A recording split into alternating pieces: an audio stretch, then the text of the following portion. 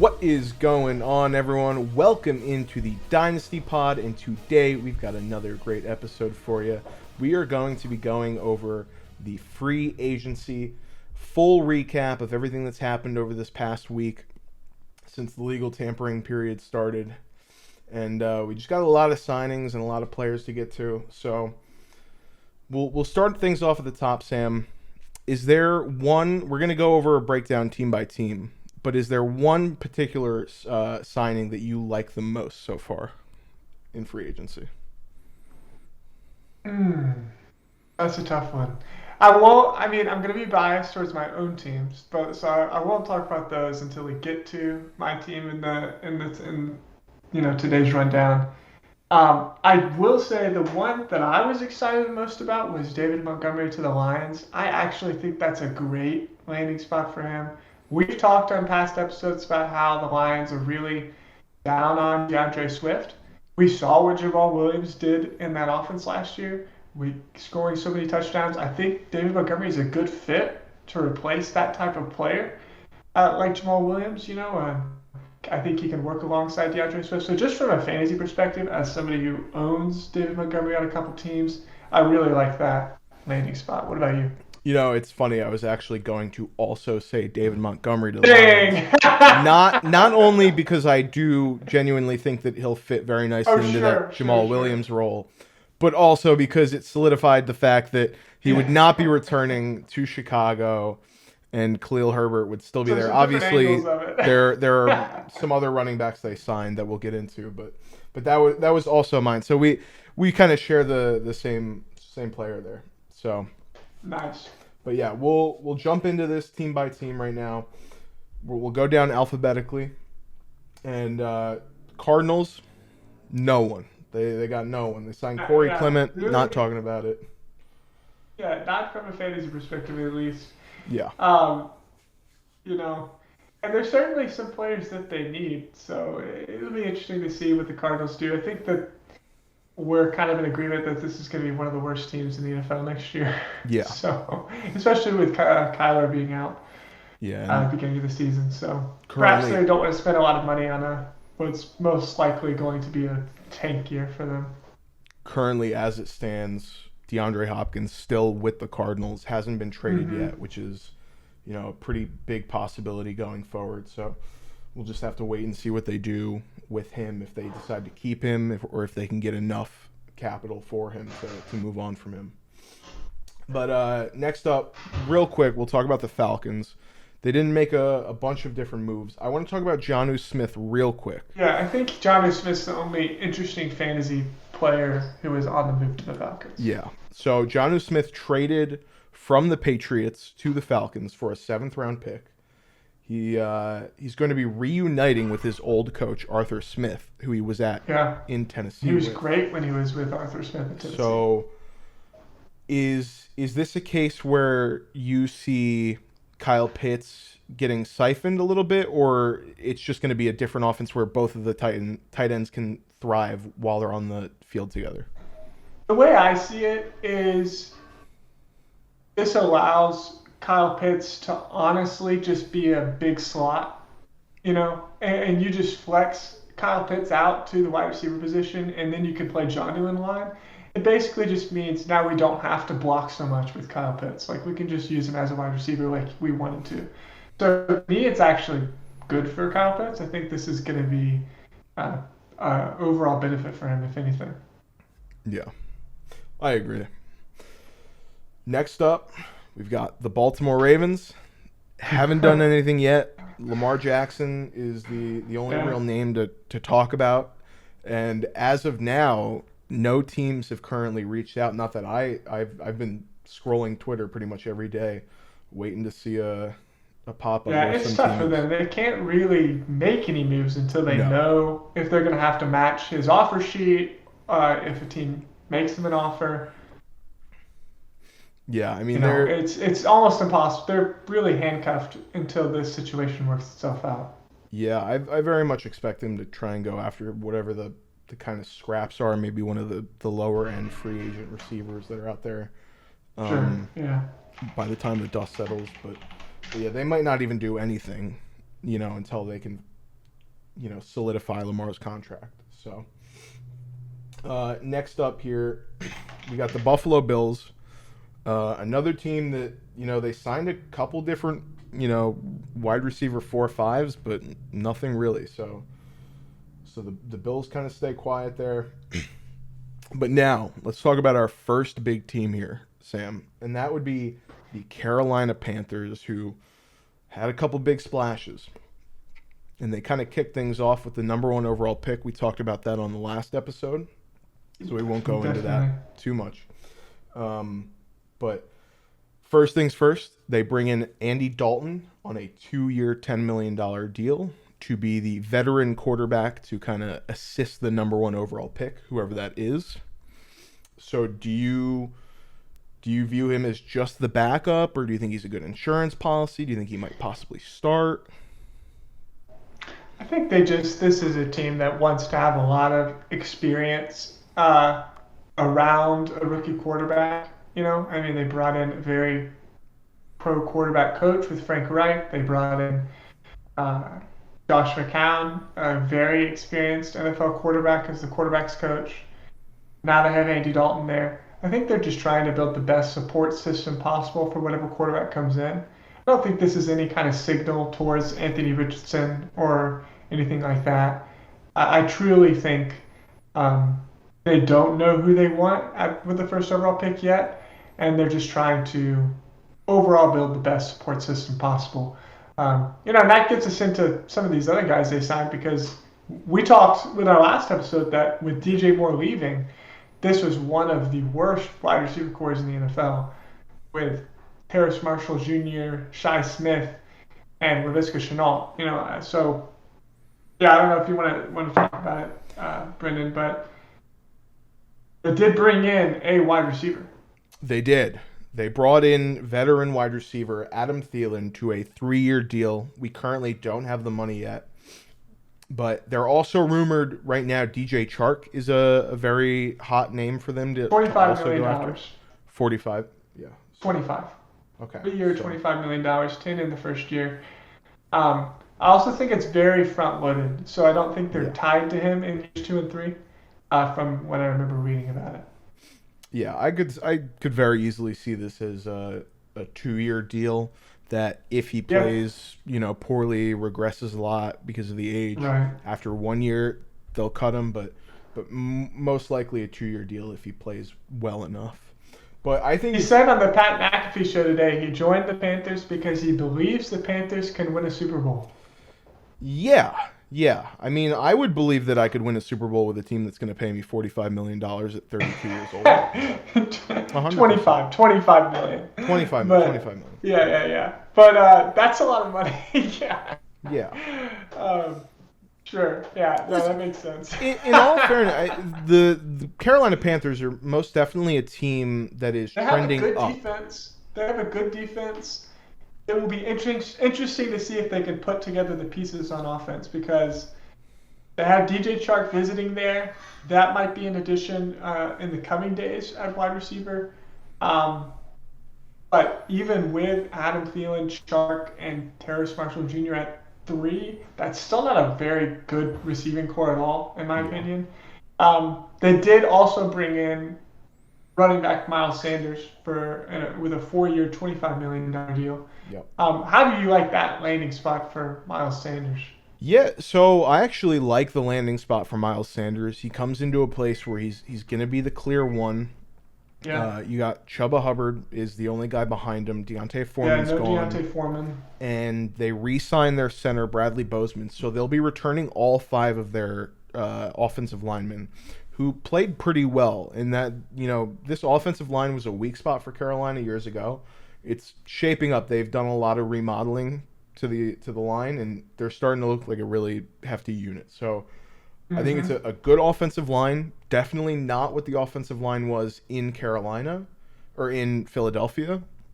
But I think Miles Sanders is still going to be a decent player. Not a top-end player, but I think if he's a good running back. I truly do believe that he's a good running back. I think he can do it all. I think he has everything in his toolkit to bring you enough fantasy value where he could be Yeah. a solid workhorse back. And Chuba Hubbard is nothing, so he's going to get a lot of work. Unless they pick somebody up in the draft with like a later round pick. Yeah, and I think they definitely can do that. But if you look Yeah, at their I wouldn't be picks, surprised, yeah. if you look at their picks, I think earlier is probably going to be more valuable positions, to try and really kind of continue to build at the important groups, whether that be at receiver or somewhere else on the defense for them. But they do still have one of their second round picks because they had two. So they have a second round pick. So they could also use that on receiver. That wouldn't completely surprise me.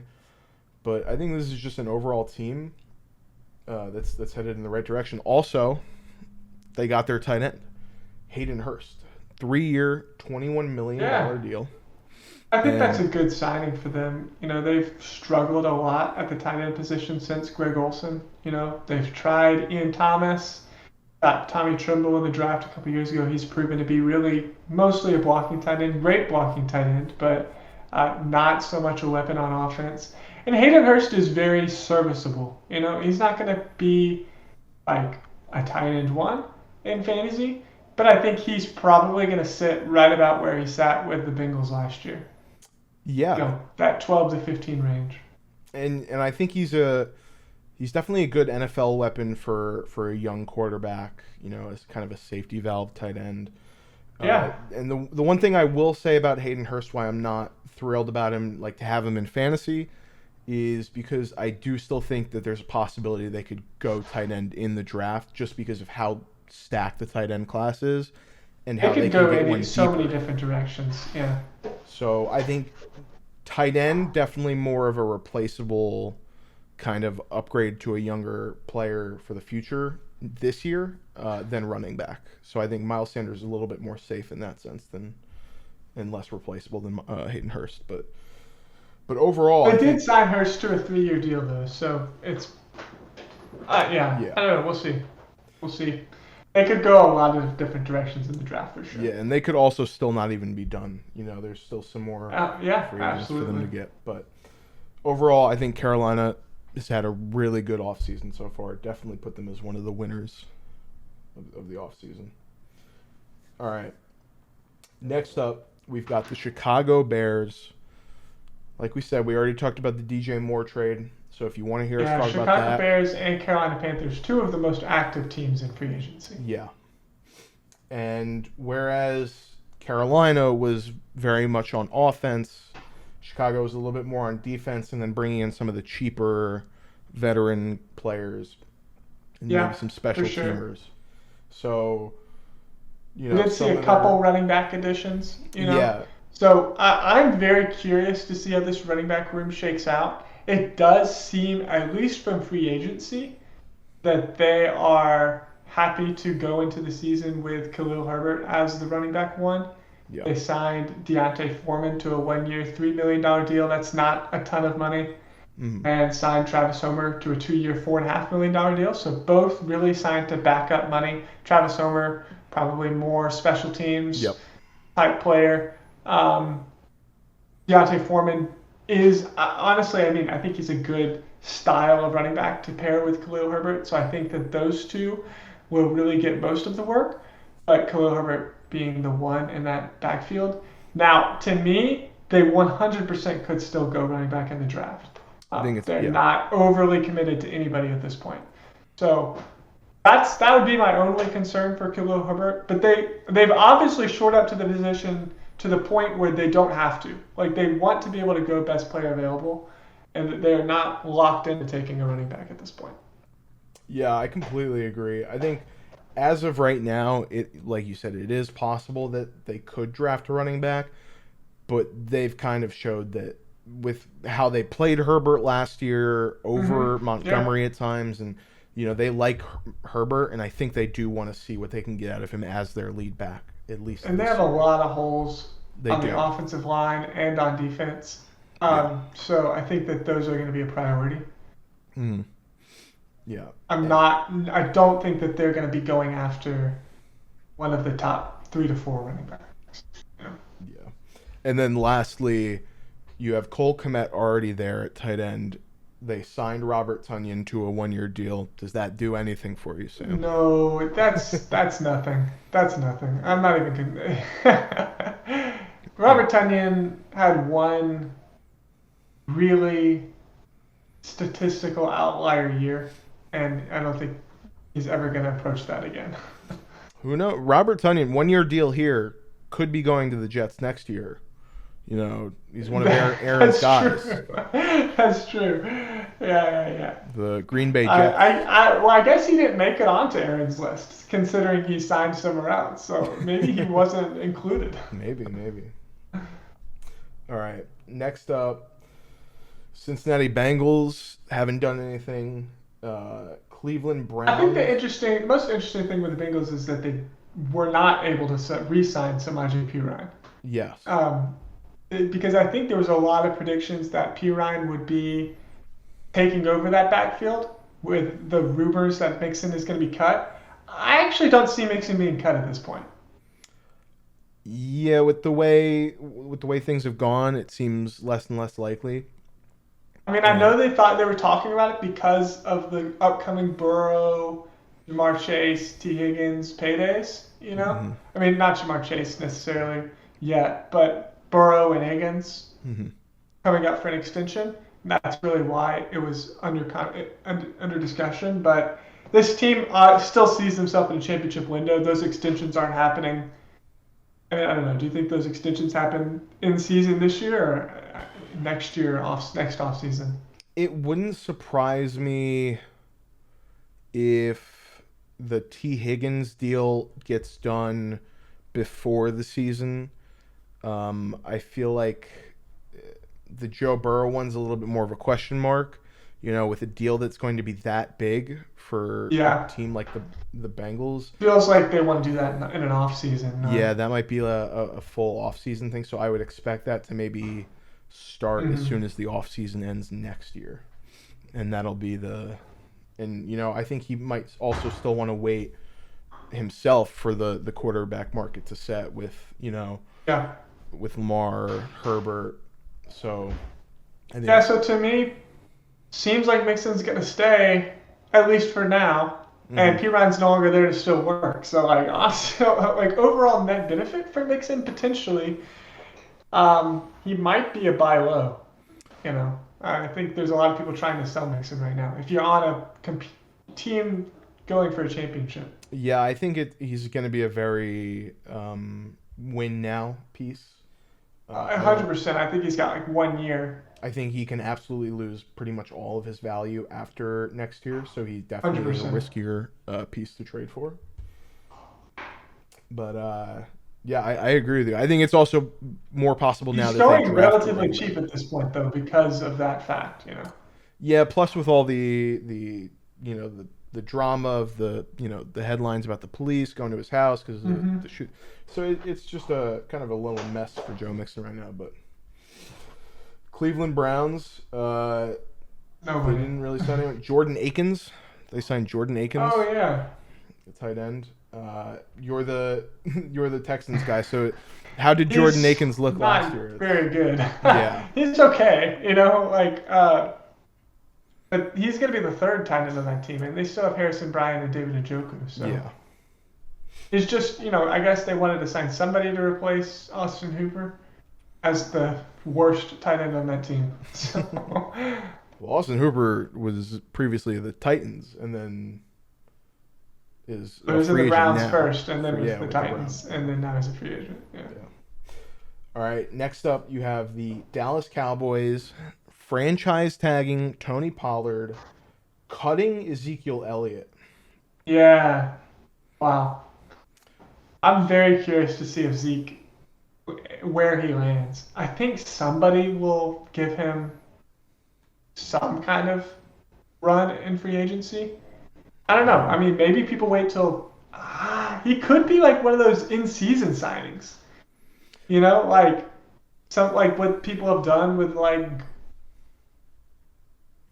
Devontae Freeman, Yeah. Wait until somebody gets hurt and sign him. I think that's completely possible. With the type of name he has, I think he possibly could get a deal earlier than that. Originally, when he was released, I know I said in the group chat that we have that he feels like the type of player to sign right around OTAs. Yeah, sure. So I think that's kind of what's going to happen. Him and Fournette are both kind of like that for me. I think they're going Fournette, to wait. I think, is even more valuable than Zeke. I think Fournette will 100% end up somewhere. I have heard that there's a sentiment around the league that Zeke doesn't have any gas left in the tank. Yeah. So I think, but I think there are more positive views of Fournette given what he's done in the playoffs. Mm-hmm. But I think you're right. I think Zeke. I mean, he's going to land somewhere probably on a 1 to 2 year deal, and then after that, he'll be the injury replacement guy. Yeah. So now this brings up the big question here. How do you view Tony Pollard now going into? I'm not going to lie. Given the fact that he's coming off an injury, I'm pretty convinced the Cowboys are very interested in Bijan if he falls to them.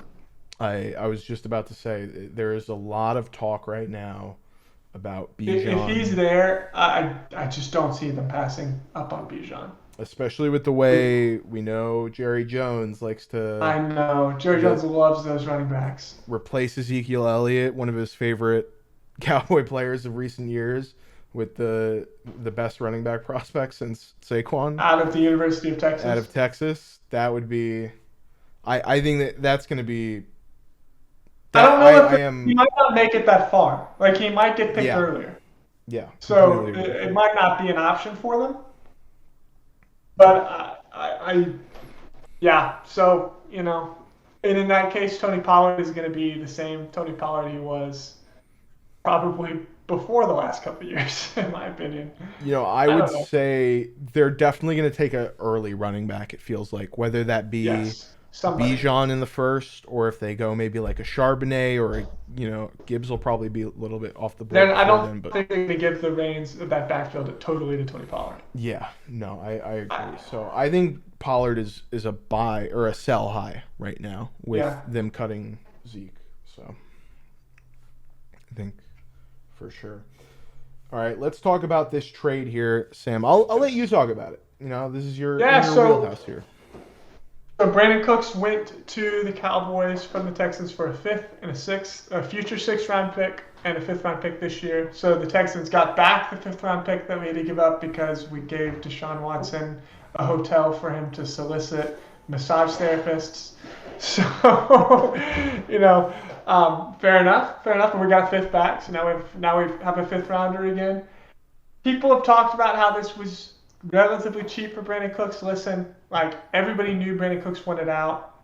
When that's the case, you're never going to get full value on a player when everybody knows that we had no leverage, like we had to trade him at this point.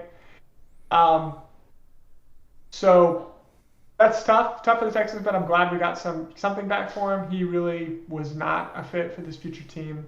It was kind of signaled that we were going to let him go when we signed Robert Woods a couple weeks ago.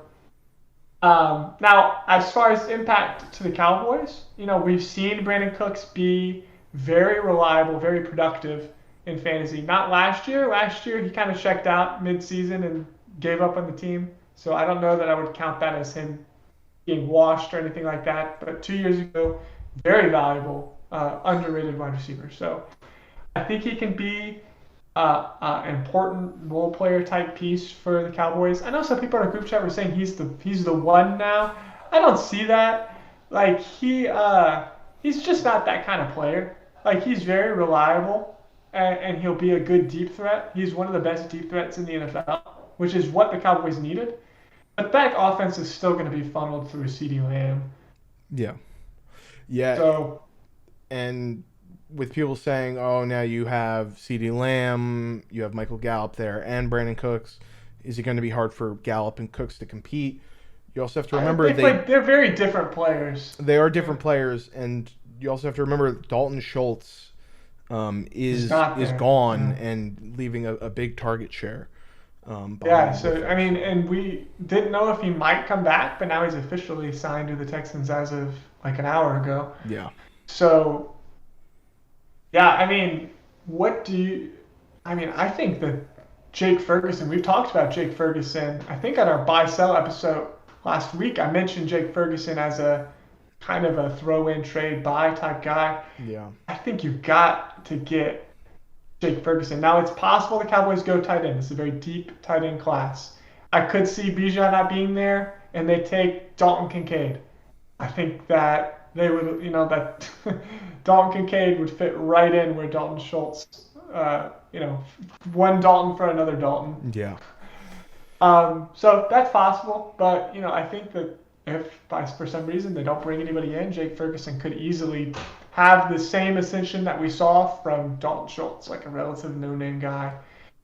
Yeah, climbing up the roster. I would say that Jake Ferguson kind of fits what Dalton Schultz did, similar play styles. He kind of does. Just to a lesser, talent extent, but definitely still, can. Well, I don't know that we thought Dalton Schultz was a huge talent until he broke out. So. Yeah, exactly. That's fair. Yeah. It's interesting. I think it's worth the flyer. I have him on a lot of teams. So no, I think it's sitting there. You could definitely take your shot for cheap and you could be sitting on, especially with some of these tight ends for Dallas over the years. They kind of have had sneaky fantasy value. So I do like it. Kellen Moore is gone, but still we don't really know how they're going to run that offense. All right, next up here, we already talked about Samaje Perine to the Denver Broncos. Yeah, I guess we didn't mention where he went, but yes, no longer with the Bengals, now with the Denver Broncos, 2 years, $7.5 million.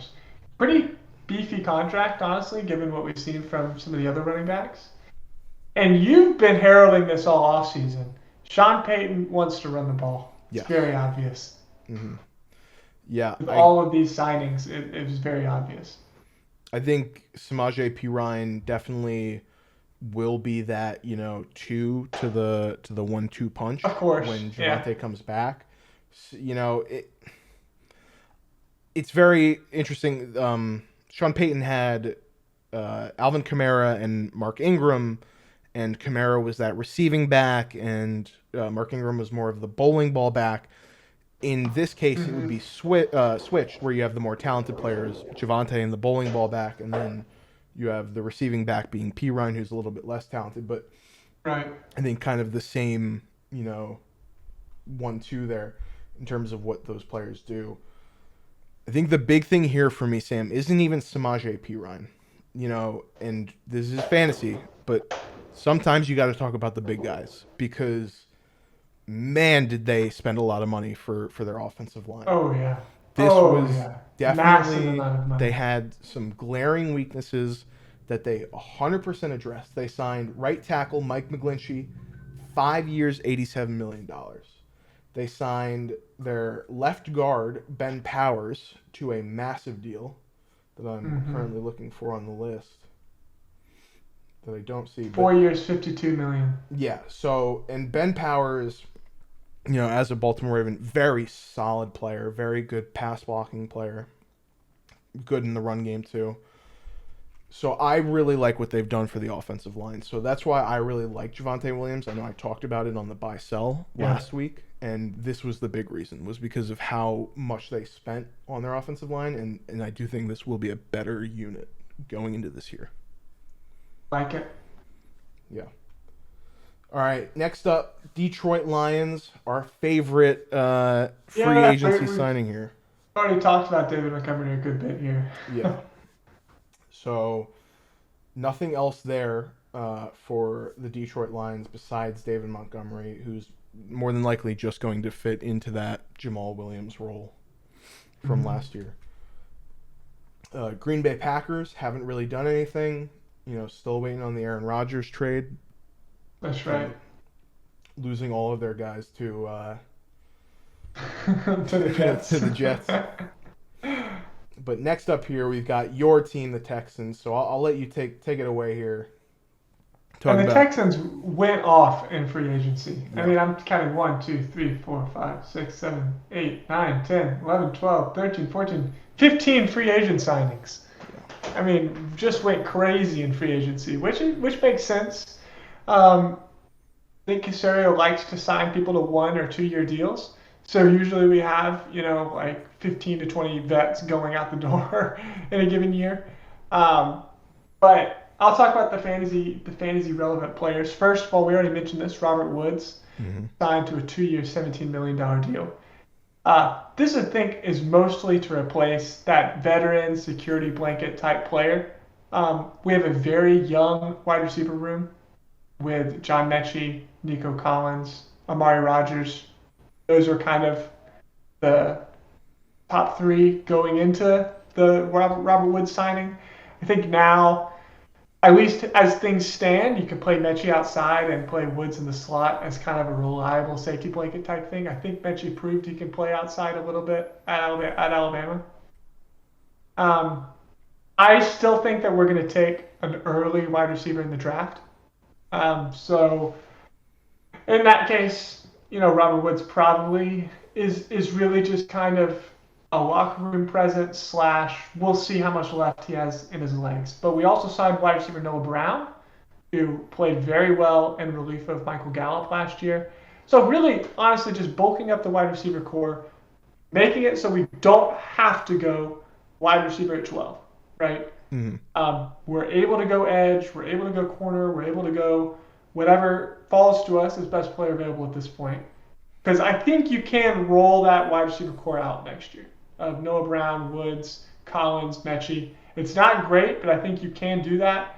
And then look to 2024 to get, especially if we get Stroud, to get somebody like Marvin Harrison potentially. We have 2 firsts.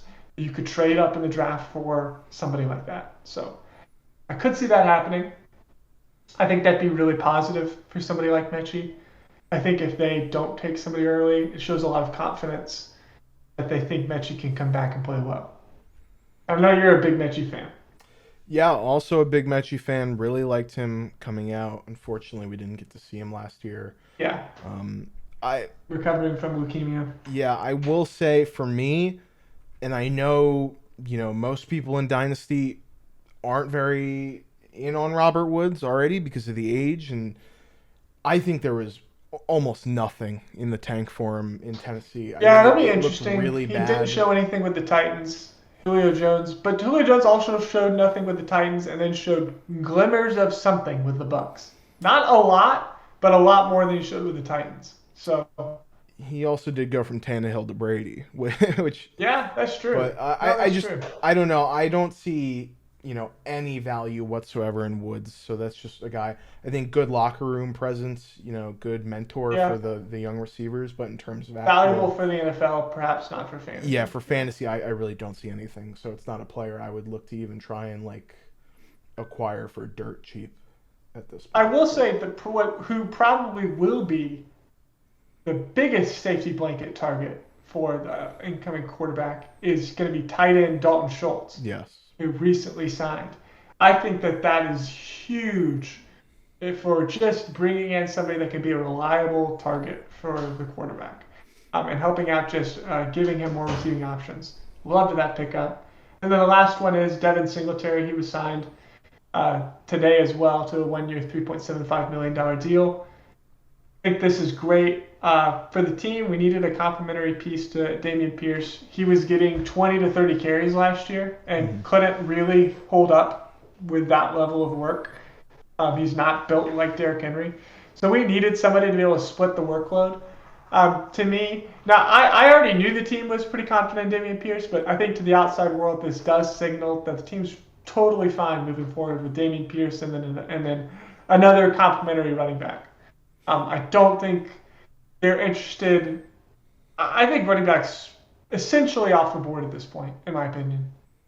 We have Hmm. too many other holes. I just don't see them even drafting one Yeah. unless a guy falls to them at just a really good value. I think it could be possible. I mean, who knows? Maybe they could get. They've already gotten your guy Devin Singletary. I know you like him. Maybe they'll get I Sean did. Tucker, and I then know. you'll Oh get the my trio gosh. of your favorite backs. And Yeah, I love Dameon Pierce coming into that last year's yeah, draft. So I mean, I think that'd be a little bit too much for one backfield. Yeah, I regret trading some Devin Singletary shares now that he's with the Texans. I'll say that. yeah. But I I do think this is good for Dalton Schultz. You know, a 1-year prove-it deal for him. Kind of went out into the market, didn't get what he was looking for. Yeah, and I think there's a chance for him to sign a big extension with the Texans if he kind of fits in well with this offense. Yeah, especially if he has a really good rapport with whoever it is they draft. Yeah, exactly. Yeah. All right. Next up, we've got the Indianapolis Colts here. Haven't really done much for them. They brought back Ashton Doolin, and then Gardner Minshew they brought in. So currently, Gardner Minshew is the only quarterback on their roster aside from Sam Ellinger, who we also saw last year. And yeah, he's not very good. so I think the it's only worth mentioning because right now, if you look at some of the mocks, you know you've got Young and Stroud going at 1 and 2. And depending on if the Cardinals trade at 3, you know, and then even if not, you know, if you get Richardson at 4, you know, he might need to take some time and sit, so you could have Minshew start there. Yeah, the Colts feel like they're going to go after Richardson at this point. So there's a good chance you get real quality starts out of Gardner Minshew. Yeah, and I thought Minshew showed some flashes with Philadelphia. So I wouldn't be surprised if the Colts just threw Richardson out there, though. So. Yeah, it's possible. I enjoyed, you know, I think Minshew would be a decent if you didn't have a quarterback too, or you know, maybe if someone got injured in the offseason, you're looking for a guy. I think Minshew's a good guy to talk. No, it's a good point. Super flex, if you need a QB2, I think you can get Minshew pretty cheaply and perhaps have somebody just to fill in.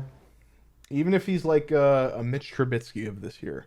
You know, you'll get a couple games early in the season from him, possibly. So next up, Jacksonville.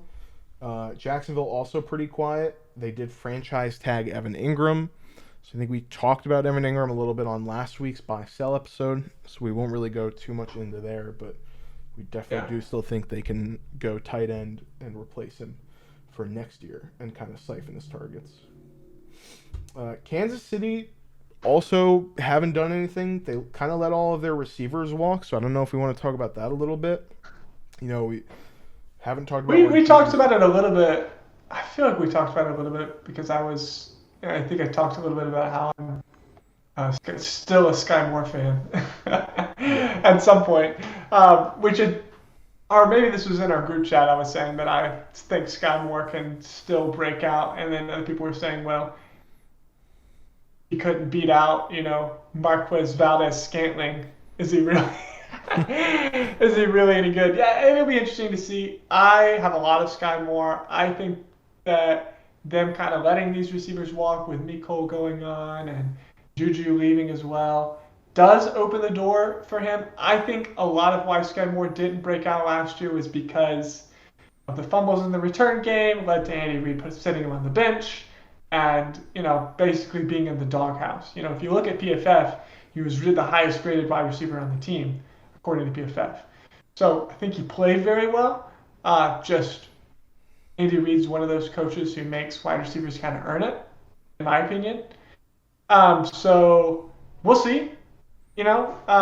But I think you could be looking at a wide receiver core, Kadarius Toney, Sky Moore, and MVS, you know.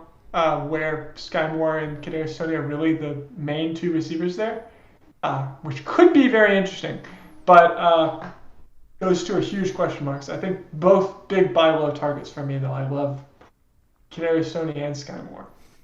Yeah. Sky Moore was only not a buy target for me last episode because I have him already in every league, pretty much. I think for me, I'm just kind of really hoping to see if they can get one of the higher end guys on my list for the upcoming rookie receivers class. And sure, yeah, you know, yeah. I mean, so that's fair. I think Jalen Hyatt on the Chiefs would be like ridiculous. Yeah. All right. Next up, we've got another big team that kind of went all out offensively, or at least it feels like that. Yeah. Or at least they made a lot of moves. Is the Las Vegas Raiders. And we'll start here. Josh Jacobs gets the franchise tag, so going to be there one more year. You know, big trend for a lot of these bigger named running backs getting the franchise tag. But yeah, I think it was very interesting. It seemed almost like they weren't going to franchise tag him at first, and then they brought him Mm-hmm. back. And we've talked about all last year how it felt like they were they were more than willing to move on from him at times. Whether that be him playing in the Hall of Fame game or whatever it was, bringing in a whole bunch of running backs. Do you think what I'm trying to say is, are you going to try and take the big payday with Josh Jacobs now and get the bag, or try and ride it out and see if he can repeat his success from last year? Um, for me, from a fantasy perspective, uh, Josh Jacobs is a sell target for me just because I don't think he's gonna live up to what he did last year, and I don't think that I think he's kind of peaked. I think he's going to be on the downtrend. That's just my opinion. I know that some people feel differently. So, but I think I have a lower opinion of him just overall. But Josh Jacobs is perennially undervalued as a running back. Yeah. So he's probably going to outperform expectations as always. Yeah, I kind of share the same sentiment there with you. All right. Yeah. Jimmy Garoppolo is the next Raiders quarterback, 3 years, $67.5 million. And Wow. I think the one big thing here is with the Jimmy Garoppolo signing, it doesn't necessarily, make them not have to go quarterback. They can still take a quarterback at 7 and let them sit, whoever they take, whether that be Levis. Most likely that seems like the player that a lot of people are mocking to him now.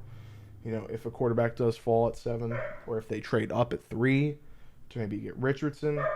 Mm-hmm. But right now, how do you view Garoppolo with also Jacoby Myers there? You have Jacoby Myers, Devontae Adams, Hunter Renfrow. Do you like Jimmy Garoppolo as a I think you fantasy can option? expect Jimmy Garoppolo to replicate pretty much exactly what you saw from Derek Carr. I think that it'll probably be pretty much the same.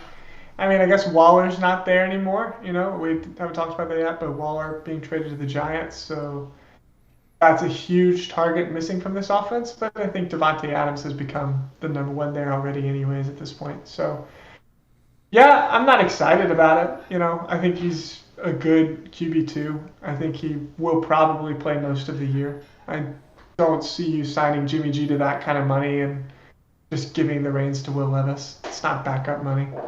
Yeah. I've always liked Jimmy G. I think he's a little bit underrated. I think he gets a little too much flack. He's going to get hurt mid-season, though, and then Will Levis will come in. So. That's really the thing, is if Jimmy G can stay healthy or not. But, yeah, so Jacoby Myers signs to a 3-year, $33 million deal. He walks from New England. And the Patriots signed Juju to a 3-year, $33 million deal. Yeah, so that... For me personally, I think Jacoby Myers is a better player. I like him more. But we've seen, the Patriots let players walk. If it's not working for them, they'd rather... That's what I was going to say. Clearly they just saw, we tried with Jacoby Myers and we weren't getting the production we wanted from the wide receiver position, so we're just going to try something different. I don't necessarily believe Juju's better. They just wanted to do something different. They couldn't roll the same offense out there again next year. Yeah, and listen, Jacoby Myers coming in now, Josh McDaniels, former offensive coordinator, now the head coach in Vegas there. I think this kind of says a lot more about Hunter Renfro's fantasy value and his situation. I saw they were looking to try and possibly trade him. So I don't know what they're going to do there. But I don't want any Hunter Renfrow shares now, especially with... Me neither. He got dropped in one of my Dynasty leagues, so I picked him up for free. But I'm pretty sure I'm going to drop him as soon as I draft players to the team. So, yeah, he's pretty low value right now. I think he's more valuable than what he's being valued at. I'll say that. I don't think he's droppable. I think he's going to be decently productive next year. he's still a very good wide receiver. You still have people, saying like Hunter Renfro is a top five wide receiver. Who said that? The defensive back for the Oh, Chargers. I forget who was it. Derwin Yeah, I forget James. who it was. Yeah, Derwin Derwin James, I James. think, said that Hunter Renfro is like one of the best receivers he faced. So I think he still has talent. We'll see what happens. But it's just not an overall exciting offense. So, Yeah, and and he's then he's getting older. He's getting paid a lot of money for the production that he's getting. So they also, definitely might want to move on or drop him or you cut him. know, old rusty OJ Howard gets signed here. Also, Yeah, that's not interesting to me they're at gonna bring all. in Austin Hooper. So I think Oh gosh. they're either looking for a committee or you Have they know already signed Austin Hooper, or is, no, is he just they're visiting? bringing him in for a visit on Wednesday. I'm sure they will sign him. What a Yeah. gross tight end room. So whether they go with a committee this year because Foster Monroe is also a free agent, so if they go Oh, committee that's or if right. they sign a free agent. But all right, next up, both the Los Angeles teams have not really done anything. Chargers and Rams. I guess we can quickly Yeah. talk So we'll just about Eckler possibly getting traded. He asked for a trade. sure. So I don't know how you Um, feel about that I situation. just don't feel like I just don't feel like it's gonna happen. Yeah, Just like the Derrick Henry trade's not gonna happen. I agree. I think especially with the way you see the Yeah. market kind of setting for running backs, and it's just I think he's going to realize he's not going to get the money he wants, and then probably take a little bit more of a friendlier deal to stay with the Chargers. Chargers are gonna be a low key great tight end landing spot in the draft though. Yeah, Luke Musgrave or Kincaid or somebody like that goes there. yeah. They did bring back Donald Parham. I believe it was a 2 year He's deal. nothing. Yeah. So not really. Yeah, hasn't been He's able to say yeah. anything. So, all right, If they don't bring anybody else other than Don Parham, I 100% expect they take a tight end in the first 2 rounds. all right. We'll kind of go through these a little bit quicker here. Sure. We've Yeah. got the Dolphins bringing pretty much all of their running backs back. They Yeah, I think bringing back that's the takeaway there. Wilson, Mostert, Ahmed, Gaskin, all back. I think if there's one guy to have there for me, it's Jeff Wilson. Raheem I Mostert was gonna say Mostert, is. You were gonna but say Mostert? yeah, but Yeah. if he can stay healthy, I he'll think play like 6 games maybe. I think if healthy, Mostert is probably the better player to have for fantasy. Even though I think it's going to be about 50-50 share. I think you just get those big plays with Yeah, Mostert. I mean it's But gonna be it's about the same as what we saw last year. yeah. It's not they're not gonna mix it up. So, I um, think the most interesting one here is quarterback Mike White is the yeah, backup to Tua. So if you're a Tua manager, are you going out to try and get Mike White now? that's interesting. That's interesting. Now, hmm. I might be willing to spend a third or something on Mike Yeah, White that's what because I think Mike White is like a solid, like he's a backup you actually are happy to play. Like Skylar Thompson, I wouldn't have even been trying to get him last year. I would just be like, well, whatever. yeah. I'll play a running back at my super flex. Mhm. But Mike White, I think I'd be willing to go after him. Yeah. Yeah, especially with Mike White. Look, he's had flashes and he's got an even better receiver core now. In Miami. So Yeah. like we've seen. He's played really well when he's Yeah, been and listen, when even he's come in. Skylar Thompson, he didn't look good, but he was okay-ish, and Teddy Bridgewater was Sure. okay-ish because Yeah. of how good Tyreek Hill and Jalen Waddle are. I think Mike White will be a lot better than those guys, though. Yeah, exactly. So I agree with you. I think a third round pick, if you're the Tua owner, I would definitely try and look to get Mike White here. Yeah. And then real quick, I've seen a lot of Braxton Berrios hit waiver wires after he was cut. Going to be the wide receiver 3 here for Miami, signed a 1-year deal. Just go and check your waiver wire. Maybe he's out there. Yeah, Could be a little bit sneaky. I wouldn't spend anything on him, but a waiver Yeah, wire I think pickup. if you can get a free Yeah. claim on him. Yeah. All right. The Minnesota Vikings. Alexander Madison comes back, 2-year, $7 million deal. Yeah, that's a little. Yeah, I was a big Ty Chandler like guy. I had him a lot of places because I was hoping Madison would go somewhere else and Ty Chandler would be the new premium backup to Dalvin Cook. Doesn't look like that's happening. I think Ty Chandler's droppable from your taxi squads. That's all I'll say there.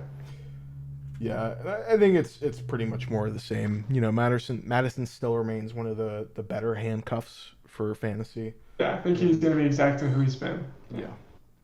All right. New England Patriots, Juju Smith-Schuster. We talked about him a little bit, but he's going to be the one here. Moving into that Jacoby Myers role. Are you looking to try and get Juju, or are you No, heck no. staying away? Yeah, I'm 0% interested in anybody on the Patriots offense until I see any proof of life. That includes Mike Gritty Gesicki, or Mike Gritty Gesicki. Gritty Gesicki. Yeah. I mean, geez, what an absolutely terrible landing spot. I know you for hated Gesicki. this landing spot. It sucks. I have Gesicki places. I really like Gesicki. I was hoping he would end up in a good spot. Hunter Henry is better than Gesicki is. He's going to be behind Hunter Henry. So he'll be in the useless Johnny Smith role. Yeah. I mean, he's better. I don't know. I think he fits the offense better than Jonnu. I'll say that. So it's possible that it's more of a two tight end set approach than it was with Jonnu. Clearly, the Patriots also think he's a better fit than Jonnu since they traded Jonnu and then signed Gesicki.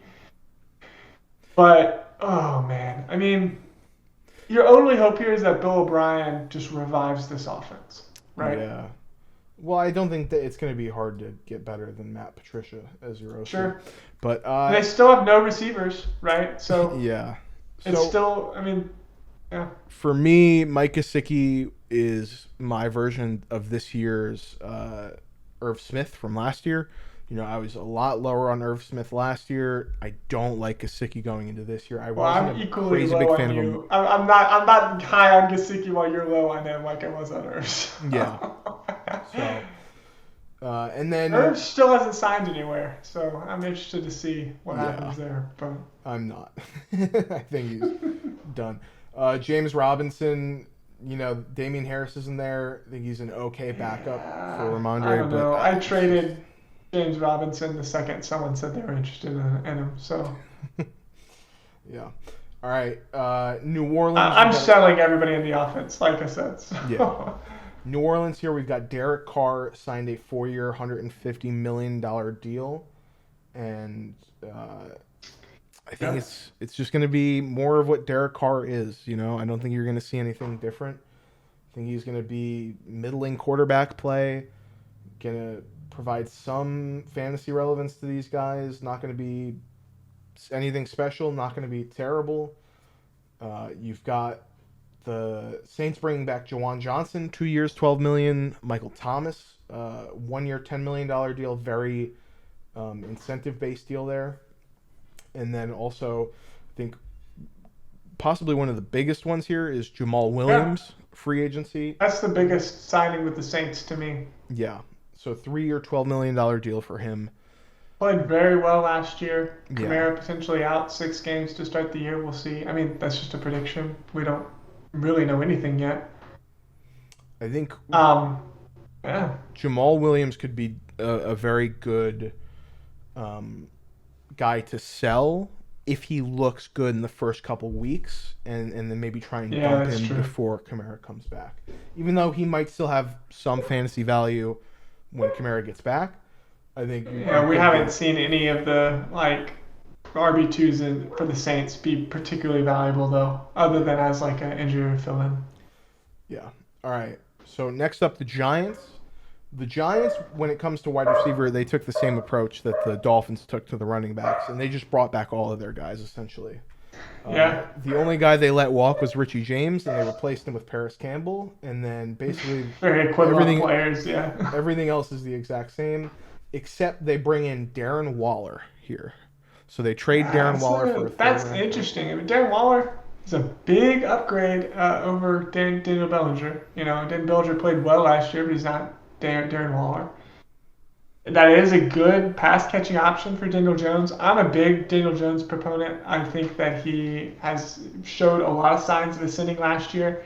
I think you give him Darren Waller now, and what has been mocked in a lot of drafts as a first round wide receiver, like Zay Flowers or Jordan Addison, whichever one they're able to get. Um, I think that is a significant upgrade. Like now you've got Darren Waller, Wandale Robinson, Isaiah Hodgins, and a wide receiver, first round wide receiver. And then I guess you got Paris Campbell's like a backup to Wandale or something in this scenario. I mean, how much was he signed for?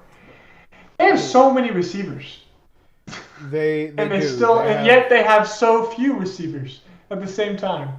Yeah, 2 years, 12 million to Darius Slayton is significant. what's the saying? It's jack of all trades, master of none, Yeah, or I know. The something like only, I that. mean, I think if they get somebody in the first round, that would be valuable. Obviously, I think Isaiah Hodgins flashed last year, and I think Wandale flashed last year. So I think those would be your three.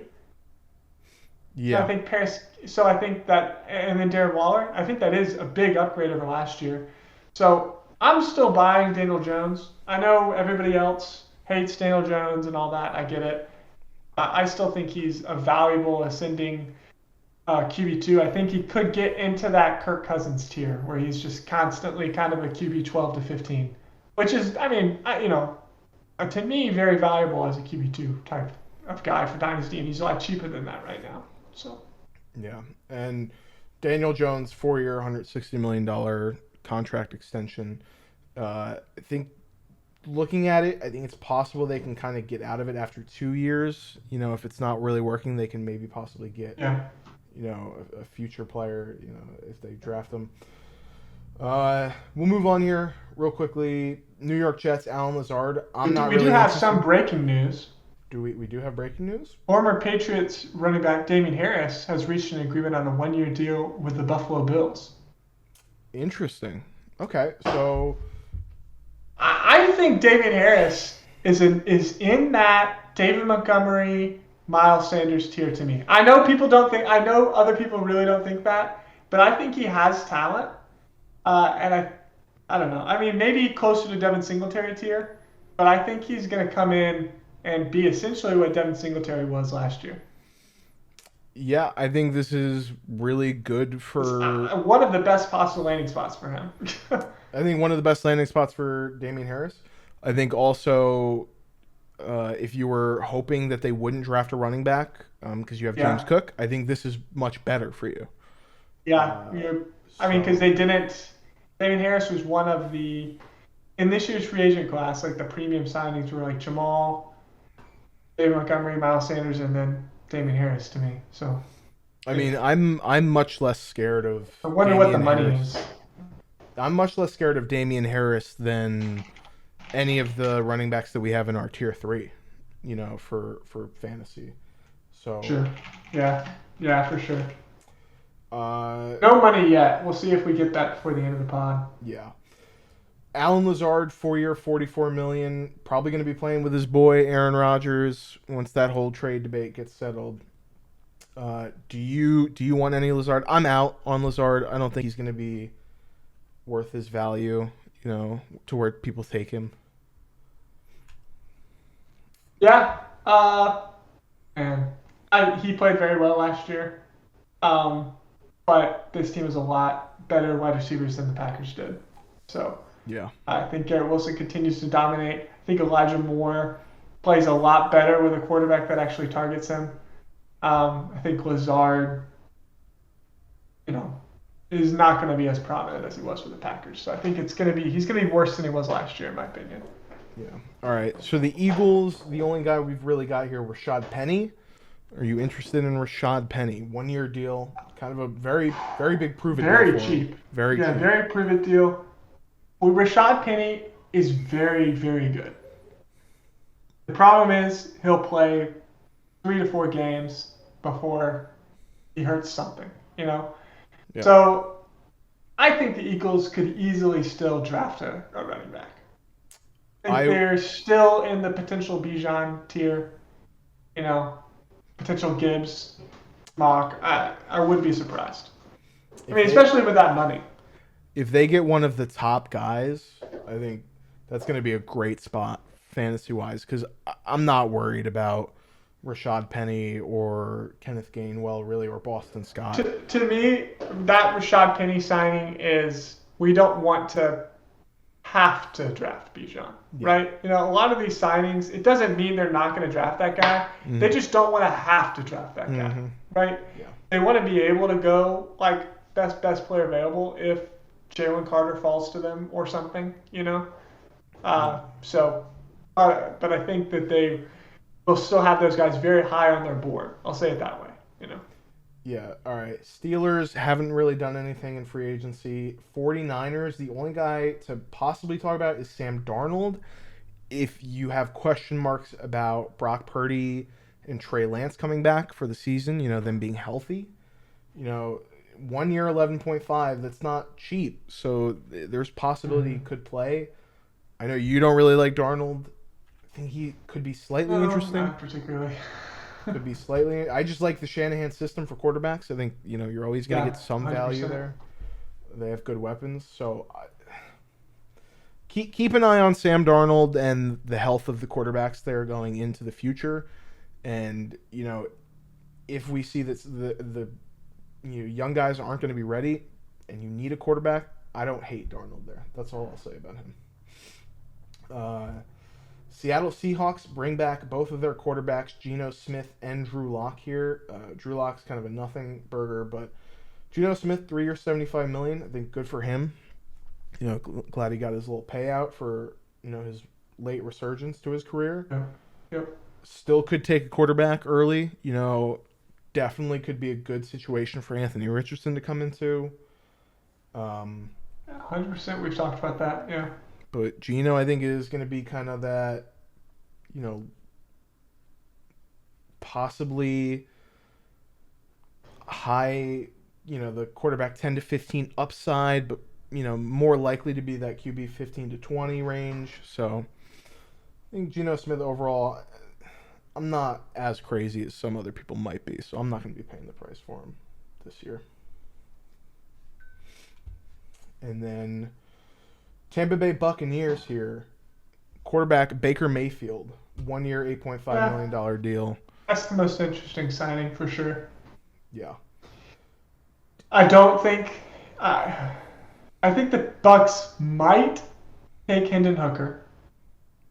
It's possible. They're a big potential landing spot for Hooker, along with probably the Saints. As get people that could take Hendon Hooker. Now the Saints never draft quarterbacks really, so especially not in the first round. But Hooker could go second round, so somebody they might take. But regardless, Hendon Hooker is going to be out with that injury for most of the year, so you're going to have a competition between Baker and Trask. Do you think that Baker wins that competition? Yes. With the way that they're paying him 1 year, $8 million, I would say that they're more inclined. It's not the be all end all, but I think Baker's. I think it's going to be very back and forth. I think that they both start half the season. For me, it's more realistic that there's talks about how there's going to be a competition, and we really like Trask. But I think overall, Baker's going to be the guy going in. Yeah, I think it's better to have. I think they start with Baker. He plays bad, and then they put in Trask. He also plays bad, and then they have the first or second overall pick next year and take Drake May or something. I think it's at least better to have Baker in here to maybe make it a little bit safer for Godwin and Evans than if you just were rolling with Trask into the season. So. Yeah, you want to keep those guys bought into the team, Yeah. But I think this team's going to be very bad this year still. So. I agree. And then the Titans here, nothing really for them aside from Nick Westbrook-Ikhine. He's like an okay player. And then the Washington Commanders haven't really done anything. So aside from bringing quarterback Jacoby Brissett, but I don't. Now, I think that's a very similar competition to Baker and Trask. I would say that's way more interesting to me in terms of I think Yeah, it is. I think Brissett's better than Baker. I think Brissett is better than And Baker, but Howell is also much Howell's better way than better than Trask. Trask. Yeah, yeah, exactly. That's what I'm saying. So So I think both are both very good. I don't know. I I could, think there's actually potential that Sam Howell turns out to be decent. He was projected first round before, having a somewhat subpar final season. yeah, I think for me, it was kind of crazy that he slipped all the way into the fifth when the other quarterbacks went in the third. I still liked him over Ritter. Um, so I liked what I saw, from the preseason to the late when he was playing. I think he showed some flashes. I think it's possible he could be good. I hope they give him this whole season, and if he plays really terrible, they just go to Brissett. I think Brissett's a good vet quarterback for him to have, but right now we'll have to see what they do because I think the Commanders are a big question mark. I think their team is kind of like okay, but they don't really know what they want to do right now. But I think that's also an indication of the team being traded or sold, and they don't really know the direction that Yeah, franchise is going in. So, true, true. but that's gonna do it here for us today. Thank you guys for watching, sticking around. A little bit of a longer one than our last couple episodes, but A lot of teams to cover. yeah. Yeah. Stay tuned for this weekend. We will be dropping a post free agency mock draft for you, so we'll get a nice little mock draft. Haven't done one in a couple 100%. weeks, but do all the likes, follows, all that stuff wherever you're listening, whether it's Spotify, Apple, YouTube, and you can follow us on Twitter, Dynasty Pod at the Dynasty Pod FF. You can also call in to the voicemail. Leave us some questions, opinions, whatever you got. If you got the Yeah, and we'll number have for the us. number in the show notes as always, along with a link to the Twitter, link to the YouTube. Leave us a review, Apple Podcasts, Spotify, places like that. The number is 856 the D-Pod, 856-843-3763. You can leave us a question. Leave us a question on Twitter. We love, or comment on YouTube. We love just any kind of engagement and, just ways we can interact with the fans Yeah, community. absolutely. So with that being said, thank you guys for watching and peace out.